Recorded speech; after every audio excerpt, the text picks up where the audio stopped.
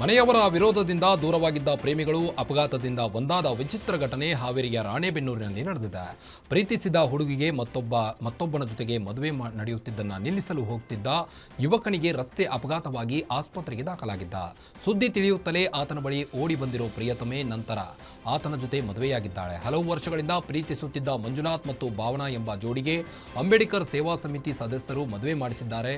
ಆದರೆ ಅಂತರ್ಜಾತಿ ವಿವಾಹವಾದ್ದರಿಂದ ಯುವತಿಯ ಮನೆಯವರು ತೀವ್ರ ವಿರೋಧ ವ್ಯಕ್ತಪಡಿಸಿದ್ದು ಪ್ರಿಯಕರ ಮಂಜುನಾಥ್ಗೆ ಬೆದರಿಕೆ ಹಾಕಿದ್ದಾರೆ ಎನ್ನಲಾಗಿದೆ. ನಮ್ಮ ಪಾಡಿಗೆ ನಮ್ಮನ್ನು ಬದುಕಲು ಬಿಡಿ ಎಂದು ಪೋಷಕರ ಬಳಿ ಈ ಜೋಡಿ ಅಳಲು ತೋಡಿಕೊಂಡಿದ್ದಾರೆ.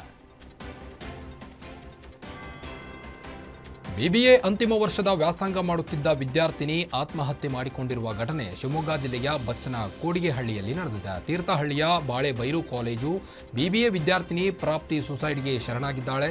ಬಚ್ಚನ್ ಕೋಡಿಗೆ ಗ್ರಾಮದ ರಮೇಶ್ ಆಚಾರ್ ಅವರ ಪುತ್ರಿ 21 ವರ್ಷದ ಪ್ರಾಪ್ತಿ ಸಾವನ್ನಪ್ಪಿದ್ದಾಳೆ. ಘಟನೆಗೆ ಸಂಬಂಧಿಸಿದಂತೆ ಮಾಳೂರು ಪೊಲೀಸ್ ಠಾಣೆಯಲ್ಲಿ ಕೇಸ್ ದಾಖಲಾಗಿದೆ.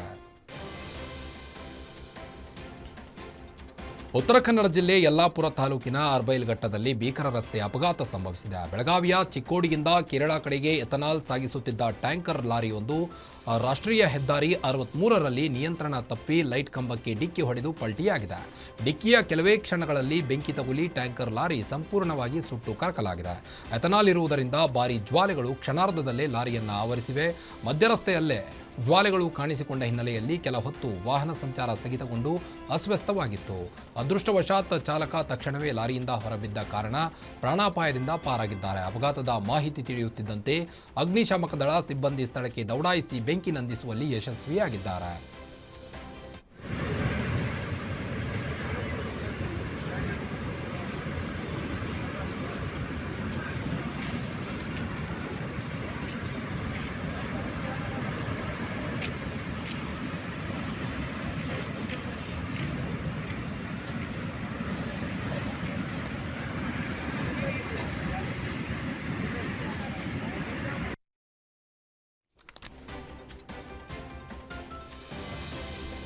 ಮೈಸೂರಿನಲ್ಲಿ ನಡೆದ ಹುಲಿ ದಾಳಿ ವಿಚಾರಕ್ಕೆ ಸಂಬಂಧಿಸಿದಂತೆ ಬಂಗಾಳ ಮಾದರಿಯಲ್ಲಿ ರೈತರಿಗೆ ಫೇಸ್ ಮಾಸ್ಕ್ ನೀಡಲು ಅರಣ್ಯ ಇಲಾಖೆ ಚಿಂತಿಸಿದೆ. ಹುಲಿ ದಾಳಿ ತಪ್ಪಿಸಲು ಕಾಡಂಚಿನ ಗ್ರಾಮದ ಜನರಿಗೆ ಫೇಸ್ ಮಾಸ್ಕ್ ನೀಡಲು ನಿರ್ಧಾರ ಕೈಗೊಂಡಿದ್ದು ಸಫಾರಿ ಸಿಬ್ಬಂದಿ ಬಳಸಿ ಸುಮಾರು 10,000 ರೈತರಿಗೆ ಮಾಸ್ಕ್ ವಿತರಣೆಗೆ ಅರಣ್ಯ ಇಲಾಖೆ ಸಿದ್ಧತೆ ನಡೆಸಿದೆ.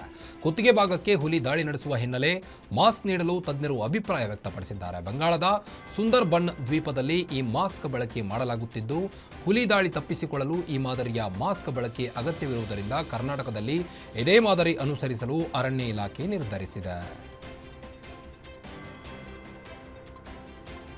ರಸ್ತೆ ಬದಿ ನಿಂತಿದ್ದ ಟಿಪ್ಪರ್ ಲಾರಿಗೆ ಬೈಕ್ ಡಿಕ್ಕಿಯಾಗಿ ಬೈಕ್ ಸವಾರ ಸ್ಥಳದಲ್ಲೇ ಸಾವನ್ನಪ್ಪಿದ ಘಟನೆ ಕಲಬುರಗಿ ಜಿಲ್ಲೆ ಅಫಜಲ್ಪುರ ಪಟ್ಟಣದ ಹೊರವಲಯದಲ್ಲಿ ನಡೆದಿದೆ. ಮಾತೋಳಿ ಗ್ರಾಮದ 30 ವರ್ಷದ ಹಾಲಪ್ಪ ಪೂಜಾರಿ ಮೃತ ದುರ್ದೈವಿಯಾಗಿದ್ದು ಅಫಜಲ್ಪುರ ತಾಲೂಕಿನಿಂದ ಮಾತೋಳಿ ಗ್ರಾಮಕ್ಕೆ ಬರುವಾಗ ಅಪಘಾತ ಸಂಭವಿಸಿದೆ. ಅಫಜಲ್ಪುರ ಪೊಲೀಸ್ ಠಾಣೆಯಲ್ಲಿ ಕೇಸ್ ದಾಖಲಾಗಿದೆ. ಬೈಕ್ ಹಾಗೂ ಕಾರ್ ನಡುವೆ ಭೀಕರ ಅಪಘಾತವಾಗಿರುವ ಘಟನೆ ಚಿಕ್ಕಬಳ್ಳಾಪುರದಲ್ಲಿ ನಡೆದಿದೆ. ಬೈಕ್ ಸವಾರ ರಸ್ತೆ ದಾಟುವ ವೇಳೆ ಕಾರು ಬೈಕ್ಗೆ ಡಿಕ್ಕಿ ಹೊಡೆದ ರಭಸಕ್ಕೆ 5-6 ಬಾರಿ ಪಲ್ಟಿಯಾಗಿ ಬಿದ್ದಿದೆ. ಅದೃಷ್ಟವಶಾತ್ ಬೈಕ್ ಸವಾರ ಪ್ರಾಣಾಪಾಯದಿಂದ ಪಾರಾಗಿದ್ದು ಘಟನೆ ಸಿಸಿ ಕ್ಯಾಮೆರಾದಲ್ಲಿ ಸೆರೆಯಾಗಿದೆ. ಭೀಕರ ಕಾರು ಅಪಘಾತದಲ್ಲಿ 3 ಮೃತಪಟ್ಟಿದ್ದು 6 ಮಂದಿ ಗಂಭೀರವಾಗಿ ಗಾಯಗೊಂಡಿರುವ ಘಟನೆ ದಕ್ಷಿಣ ಕನ್ನಡ ಜಿಲ್ಲೆಯ ಬಂಟ್ವಾಳ ತಾಲೂಕಿನ ಬಿಸಿ ರೋಡ್ ಸರ್ಕಲ್ನಲ್ಲಿ ನಡೆದಿದೆ. ಬೆಂಗಳೂರು ಪಿಣ್ಯ ನಿವಾಸಿಗಳಾದ 64 ವರ್ಷದ ರವಿ, 73 ವರ್ಷದ ರಮ್ಯಾ, 75 ವರ್ಷದ ನಂಜಮ್ಮ ಮೃತ ದುರ್ದೈವಿಗಳಾಗಿದ್ದು ಅಪಘಾತದಲ್ಲಿ ಕೀರ್ತಿ, ಸುಶೀಲಾ, ಬಿಂದು ಹಾಗೂ ಪ್ರಶಾಂತ್ಗೆ ಗಂಭೀರ ಗಾಯವಾಗಿದೆ. ಇನ್ನು ಚಾಲಕ ಸುಬ್ರಹ್ಮಣ್ಯ ಹಾಗೂ ಕಿರಣ್ ಪ್ರಾಣಾಪಾಯದಿಂದ ಪಾರಾಗಿದ್ದಾರೆ. ಬೆಂಗಳೂರಿನಿಂದ ಇನೋವಾ ಕಾರಿನಲ್ಲಿ ಉಡುಪಿ ಶ್ರೀಕೃಷ್ಣ ಮಠಕ್ಕೆ 9 ಮಂದಿ ಹೊರಟಿದ್ರು. ಬಿಸಿ ರೋಡ್ನ ಎನ್ಜಿ ಸರ್ಕಲ್ಗೆ ಕಾರು ಡಿಕ್ಕಿ ಹೊಡೆದಿದ್ದು ಡಿಕ್ಕಿ ರಭಸಕ್ಕೆ ಕಾರು ಸಂಪೂರ್ಣ ಜಖಂಗೊಂಡಿದೆ. ಅವೈಜ್ಞಾನಿಕ ಮಾದರಿಯ ಸರ್ಕಲ್ ನಿರ್ಮಾಣವೇ ಅಪಘಾತಕ್ಕೆ ಕಾರಣ ಎಂಬ ಆರೋಪ ಕೇಳಿಬಂದಿದೆ. ಬಂಟ್ವಾಳ ಸಂಚಾರ ಪೊಲೀಸ್ ಠಾಣೆಯಲ್ಲಿ ಕೇಸ್ ದಾಖಲಾಗಿದೆ. 2 ಬೈಕ್ಗಳ ನಡುವೆ ಮುಖಾಮುಖಿ ಡಿಕ್ಕಿಯಾಗಿ ಓರ್ವ ಸಾವನ್ನಪ್ಪಿರುವ ಘಟನೆ ದಾವಣಗೆರೆ ಜಿಲ್ಲೆಯ ಹಿರೇಮಳಲಿ ಗ್ರಾಮದಲ್ಲಿ ನಡೆದಿದೆ. ಕಿರು ದೀಪಾವಳಿ ಹಿನ್ನೆಲೆ ಮಕ್ಕಳಿಗೆ ಬಟ್ಟೆ ಹೋಗಿದ್ದ ವೇಳೆ ಅಪಘಾತ ಸಂಭವಿಸಿದೆ. ದಾರುಣ ಘಟನೆಯಲ್ಲಿ 34 ವರ್ಷದ ಸಂತೋಷ್ ಸಾವನ್ನಪ್ಪಿದ್ದು ಲಕ್ಷ್ಮಣ್ ಗಂಭೀರ ಗಾಯಗೊಂಡಿದ್ದಾನೆ. ಗಾಯಾಳುಗಳನ್ನು ಚನ್ನಗಿರಿ ಆಸ್ಪತ್ರೆಗೆ ದಾಖಲಿಸಲಾಗಿದೆ. ಘಟನೆಗೆ ಸಂಬಂಧಿಸಿದಂತೆ ಚನ್ನಗಿರಿ ಠಾಣೆಯಲ್ಲಿ ಕೇಸ್ ದಾಖಲಾಗಿದೆ. ಲಾರಿಗೆ ಕಾರು ಡಿಕ್ಕಿ ಹೊಡೆದು ಓರ್ವ ಮೃತಪಟ್ಟಿರುವ ಘಟನೆ ಚಿತ್ರದುರ್ಗ ಜಿಲ್ಲೆ ಗಿರಿಯಮ್ಮನಹಳ್ಳಿ ಬಳಿ ನಡೆದಿದೆ. ಅಪಘಾತದಲ್ಲಿ ಶಿವಮೊಗ್ಗ ಮೂಲದ ಫೋಟೋಗ್ರಾಫರ್ ಅರ್ಜುನ್ ದಾರುಣವಾಗಿ ಸಾವನ್ನಪ್ಪಿದ್ದಾನೆ. ಶಿವಮೊಗ್ಗದಿಂದ ಬಳ್ಳಾರಿಗೆ ಸ್ನೇಹಿತರೊಂದಿಗೆ ಮದುವೆಯ ಫೋಟೋ ಶೂಟ್ಗೆಂದು ತೆರಳುತ್ತಿದ್ದ ವೇಳೆ ಘಟನೆ ಸಂಭವಿಸಿದೆ. ಅರ್ಜುನ್ ಜೊತೆ ಕಾರ್ನಲ್ಲಿದ್ದ ನವೀನ್, ಬಸವರಾಜ್ ಸೇರಿ 4ವರಿಗೆ ಗಂಭೀರ ಗಾಯವಾಗಿದ್ದು, ಗಾಯಾಳುಗಳನ್ನು ಚಳ್ಳಕೆರೆ ಸಾರ್ವಜನಿಕ ಆಸ್ಪತ್ರೆಗೆ ದಾಖಲಿಸಲಾಗಿದೆ. ಸೆಲ್ಫಿ ಕ್ಲಿಕ್ಕಿಸಲು ಹೋಗಿ ಜಲಪಾತದಲ್ಲಿ ಬಿದ್ದು ಯುವಕ ಮೃತಪಟ್ಟ ಘಟನೆ ಚಿಕ್ಕಮಗಳೂರು ತಾಲೂಕಿನ ಕಾಮೇನಹಳ್ಳಿ ಫಾಲ್ಸ್ ಬಳಿ ನಡೆದಿದೆ. ಎಐಟಿ ಇಂಜಿನಿಯರಿಂಗ್ ಕಾಲೇಜಿನಲ್ಲಿ ಓದುತ್ತಿದ್ದ 19 ವರ್ಷದ ವರುಣ್ ದೇಸಾಯಿ ಮೃತ ದುರ್ದೈವಿ. ಮೂಲತಃ ಬೆಳಗಾವಿ ಮೂಲದ ವರುಣ್ ದೇಸಾಯಿ ನಿನ್ನೆ ಸಂಜೆ 5 ಸ್ನೇಹಿತರ ಜೊತೆ ಬೈಕ್ನಲ್ಲಿ ಪ್ರವಾಸ ಬಂದಿದ್ದ. ಫಾಲ್ಸ್ ಬಳಿ ಹೋಗಿದ್ದಾಗ ಸೆಲ್ಫಿ ಕ್ಲಿಕ್ಕಿಸುವಾಗ ಕಾಲು ಜಾರಿ ಜಲಪಾತದಲ್ಲಿ ಬಿದ್ದಿದ್ದಾನೆ ಎಂದು ಮುಂಜಾನೆ ಯುವಕನ ಮೃತದೇಹ ಪತ್ತೆಯಾಗಿದೆ. ಈ ಸಂಬಂಧ ಗ್ರಾಮಾಂತರ ಪೊಲೀಸ್ ಠಾಣೆಯಲ್ಲಿ ಕೇಸ್ ದಾಖಲಾಗಿದೆ. ಬೈಕ್ ಹಾಗೂ ಟ್ಯಾಂಕರ್ ನಡುವೆ ಭೀಕರ ರಸ್ತೆ ಅಪಘಾತವಾಗಿದ್ದು, ಬೈಕ್ ಸವಾರ ಸ್ಥಳದಲ್ಲಿ ಮೃತಪಟ್ಟಿರುವ ಘಟನೆ ಶಿವಮೊಗ್ಗ ಜಿಲ್ಲೆ ತೀರ್ಥಹಳ್ಳಿಯ ಬೆಜ್ಜವಳ್ಳಿ ಬಳಿ ನಡೆದಿದೆ. ಅಪಘಾತದಲ್ಲಿ ತೀರ್ಥಹಳ್ಳಿಯ ಹಿರೇಬೈಲಿನ ನಿವಾಸಿ ಅರಣ್ಯ ಇಲಾಖೆಯಲ್ಲಿ ಕಾರ್ಯನಿರ್ವಹಿಸುತ್ತಿದ್ದ ವೆಂಕಟೇಶ್ ಸಾವನ್ನಪ್ಪಿದ್ದಾನೆ. ಘಟನೆಗೆ ಸಂಬಂಧಿಸಿದಂತೆ ಮಾಳೂರು ಪೊಲೀಸ್ ಠಾಣೆಯಲ್ಲಿ ಕೇಸ್ ದಾಖಲಾಗಿದೆ. ಕಳೆದ ಕೆಲವು ವರ್ಷಗಳ ಹಿಂದೆ ಚಾಮರಾಜನಗರ ಜಿಲ್ಲೆಯ ಸುಳ್ವಾಡಿ ಬಳಿಯ ಕಿಚ್ಚಗುತ್ತಿ ಮಾರಮ್ಮ ದೇವಾಲಯದಲ್ಲಿ ವಿಷ ಮಿಶ್ರಿತ ಪ್ರಸಾದ ವಿಚಾರಣೆಯಲ್ಲಿ 17 ಮಂದಿ ಸಾವನ್ನಪ್ಪಿದ್ರು. ಅದರಲ್ಲಿ ಪ್ರಮುಖ ಆರೋಪಿಗೆ ಹೈಕೋರ್ಟ್ ಜಾಮೀನು ಮಂಜೂರು ಮಾಡಿದ್ದನ್ನು ಖಂಡಿಸಿ ಮೃತರ ಕುಟುಂಬಸ್ಥರು ಹಾಗೂ ಗ್ರಾಮಸ್ಥರು ಪ್ರತಿಭಟನೆ ನಡೆಸಿದ್ದಾರೆ. ಮಾರಮ್ಮ ದೇವಾಲಯದ ಆವರಣದಲ್ಲಿ ವಿಷಪ್ರಸಾದ ಪ್ರಕರಣದ ಪ್ರಮುಖ ಆರೋಪಿ ಇಮ್ಮಡಿ ಮಹದೇವಸ್ವಾಮಿಯ ಪ್ರತಿಕೃತಿಯನ್ನು ದಹಿಸಿ ಆಕ್ರೋಶವನ್ನು ವ್ಯಕ್ತಪಡಿಸಿದ್ದಾರೆ. ಹೈಕೋರ್ಟ್ ನ್ಯಾಯಾಧೀಶರು ಆರೋಪಿಗೆ ನೀಡಿರುವ ಜಾಮೀನು ಆದೇಶವನ್ನು ಮರುಪರಿಶೀಲಿಸಿ ಬೇಲ್ ರದ್ದುಪಡಿಸಬೇಕೆಂದು ಆಕ್ರೋಶ ಹೊರಹಾಕಿದ್ದಾರೆ. ಒಂದು ವೇಳೆ ಜಾಮೀನು ರದ್ದುಪಡಿಸದಿದ್ದರೆ ಪೆಟ್ರೋಲ್ ಸುರಿದುಕೊಂಡು ಆತ್ಮಹತ್ಯೆ ಮಾಡಿಕೊಳ್ಳುವ ಬೆದರಿಕೆ ಹಾಕಿದ್ದಾರೆ.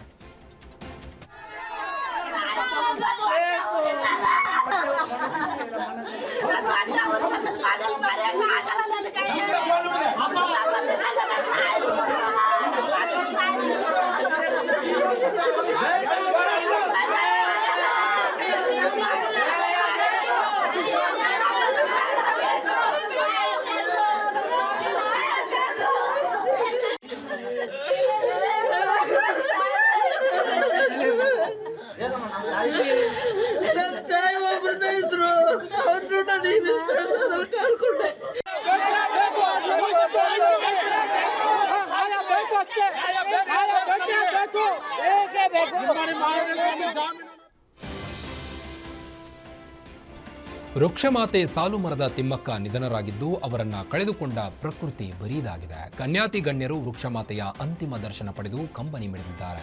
ಕಲಾಗ್ರಾಮದಲ್ಲಿ ಸಾಲುಮರದ ತಿಮ್ಮಕ್ಕ ಅವರ ಅಂತಿಮ ಸಂಸ್ಕಾರ ಸಕಲ ಸರ್ಕಾರಿ ಗೌರವಗಳೊಂದಿಗೆ ನೆರವೇರಿದೆ. 3 ಸುತ್ತು ಕುಶಾಲತೋಪು ಹಾರಿಸಿ ಸರ್ಕಾರದಿಂದ ಗೌರವ ಸಲ್ಲಿಸಲಾಯಿತು.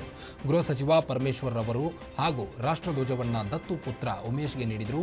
ಸರ್ಕಾರ ಸಾಲುಮರದ ತಿಮ್ಮಕ್ಕನ ನೆನಪಿನಲ್ಲಿ ಆಲದ ಮರದ ಸಸಿಯನ್ನ ನೆಟ್ಟಿ ಗೌರವಿಸಿದೆ. ಅಂತ್ಯ ಸಂಸ್ಕಾರದಲ್ಲಿ ಸಚಿವ ಈಶ್ವರ್ ಖಂಡ್ರೆ, ಶಾಸಕ ಮುನಿರತ್ನ ಸೇರಿದಂತೆ ಹಲವು ಗಣ್ಯರು ಭಾಗಿಯಾಗಿದ್ದರು.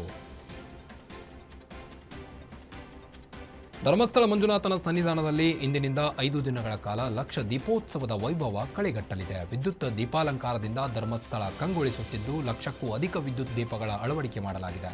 ಇಂದಿನಿಂದ ಪ್ರತಿದಿನ ಶ್ರೀ ಕ್ಷೇತ್ರ ಧರ್ಮಸ್ಥಳದಲ್ಲಿ ಸಾಂಸ್ಕೃತಿಕ ಧಾರ್ಮಿಕ ಕಾರ್ಯಕ್ರಮಗಳು ನಡೆಯಲಿವೆ. ನವೆಂಬರ್ 18 ಹಾಗೂ 19ರಂದು 93ನೇ ಸರ್ವಧರ್ಮ ಹಾಗೂ ಸಾಹಿತ್ಯ ಸಮ್ಮೇಳನ ಮಂಜುನಾಥ ಸ್ವಾಮಿಯ ಮಹಾರಥೋತ್ಸವ ಜರುಗಲಿದ್ದು, ಸಾವಿರಾರು ಭಕ್ತರು ಸಾಕ್ಷಿಯಾಗಲಿದ್ದಾರೆ. ಕನ್ನಡ ರಾಜ್ಯೋತ್ಸವದ ಹಿನ್ನೆಲೆ ಮಂಡ್ಯ ಜಿಲ್ಲೆಯ ಸಿಲ್ವರ್ ಜುಬ್ಲಿ ಪಾರ್ಕ್ನಿಂದ ಕನ್ನಡದ ಹಬ್ಬ ಮೆರವಣಿಗೆ ನಡೆಯಿತು. ತಮಟೆ ಬಾರಿಸುವ ಮೂಲಕ ಕನ್ನಡ ಸೇನೆ ರಾಜ್ಯಾಧ್ಯಕ್ಷ ಕೆಆರ್ ಕುಮಾರ್ ಮೆರವಣಿಗೆ ಚಾಲನೆ ನೀಡಿದ್ರು. ರಸ್ತೆಯುದ್ದಕ್ಕೂ ವಿವಿಧ ಕಲಾ ತಂಡಗಳು ಜನರ ಮನಸೂರೆಗೊಳಿಸಿತ್ತು. ಇದೇ ವೇಳೆ ತಮಟೆ ಸದ್ದಿಗೆ ಬಿಜೆಪಿ ಮುಖಂಡ ಎಂಡವಾಳು ಸಚ್ಚಿದಾನಂದ, ಕನ್ನಡ ಸೇನೆ ಮಂಜುನಾಥ ಕುಣಿದು ಕುಪ್ಪಳಿಸಿದರು. ಕಾರ್ಯಕ್ರಮದಲ್ಲಿ ಮಾಜಿ ಶಿಕ್ಷಣ ಸಚಿವ ಕಿಮ್ಮಣಿ ರತ್ನಾಕರ ಹಾಗೂ ಶಾಸಕ ಗಣಿಗ ರವಿಕುಮಾರ್, ಹಿರಿಯ ನಟ ಟೆನಿಸ್ ಕೃಷ್ಣ, ಎಂಡವಾಳು ಸಚ್ಚಿದಾನಂದ, ಕನ್ನಡ ಸೇನೆ ಜಿಲ್ಲಾಧ್ಯಕ್ಷ ಮಂಜುನಾಥ್ ಸೇರಿ ಹಲವರು ಭಾಗಿಯಾಗಿದ್ದರು.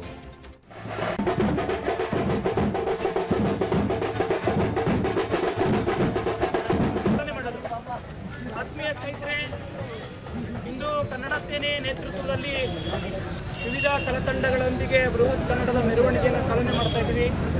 ನಮ್ಮ ಕನ್ನಡ ಸೇನೆ